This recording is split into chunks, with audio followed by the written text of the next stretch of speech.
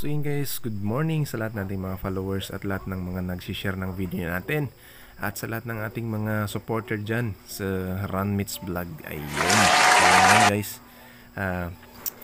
dito tayo sa Barangay Naili. At napapansin nyo guys, sobrang lawak ng ano nila dito.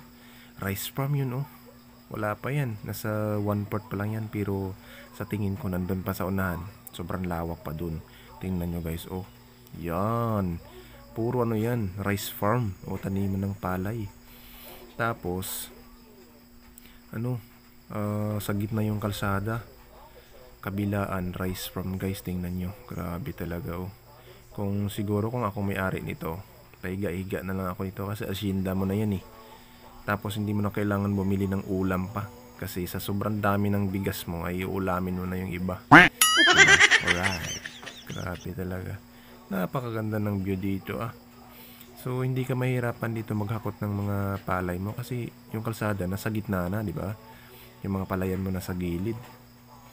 Bibili ka lang ng truck, aso sana all bibili ng truck. So ayan, papunta tayo ngayon sa Barangay Monlaki guys kasi meron tayong nakita sa ibang content creator na meron sila dong bagong cold spring na tinatawag. At yun nga, ngayong araw ay pupunta natin.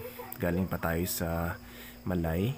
So diretso na tayo dito sa Barangay Monlaki kasi nga excited na din akong masaksihan yung maganda nilang cold spring dito. At shout out nga pala dito sa kumpare ko guys. Dito yung bahay niya, dito yan. Yun yung tindahan ng asawa niya guys.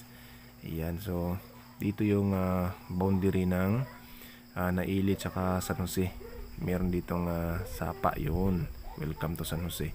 So dito na tayo sa Barangay San Jose guys. At marami ditong bahay. Tapos pag nagra-rides ka dito, lalo pag gabi, dahan-dahan lang kasi marami ditong mga aso na nakatambay sa kalsada pag gabi. So delikado yun sa atin ng mga riders. Tinganda talaga. Yan, tambay-tambay ka dyan sa gilid ng ilog. Tapos may nakapalamig kang red horse sa thermochest, aso sa sabay ligo, o diba? Enjoy na enjoy ka talaga dyan. Tambay-tambay. Napakarami ditong mga nyo guys oh. At mga saging. Tapos dito, dry yung kalsada. Walang ulan. Pero kanina dun sa Rizal, ang lakas ng ulan.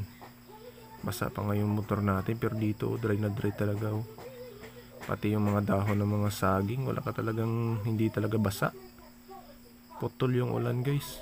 Daming niyog dito. So ayan, dito na tayo sa Barangay Monlaki guys. Yan o, maraming bahay. Slow lang tayo dito kasi slow down lang tayo kasi maraming bata dito minsan nagtakbuhan. Natural lang yan sa isang barangay na maraming mga bata o mga tao. So ayan, uy daming motor oh. Sana all.